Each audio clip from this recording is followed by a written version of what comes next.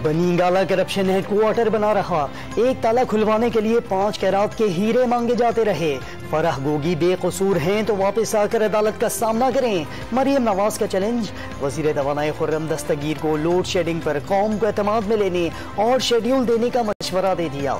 Schedule की खिलाफ वर्जी करने वालों को टांग दिया जाए, सोशल मीडिया टीम से खिताब। जौहरी सलाहियत पर किसी भी किस्म का समझौता नहीं करेंगे, chairman joint chiefs of staff committee general Nadeem Raza का दो टोक पैगाम।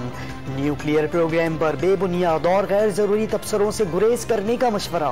वाज़ेह कर दिया कौमी सिक्योरिटी और सेफ्टी मैकेनिज्म बैनुल अक़वामी ज़ाब्तों के मुताबिक है।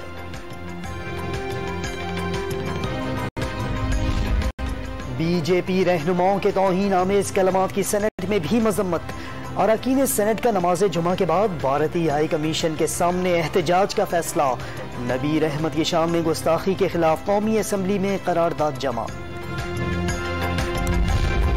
और एहतसाब अदालत लाहौर ने 16 अरब रुपए मालियत की प्री बार्गेन की दरख्वास्त मंजूर कर ली।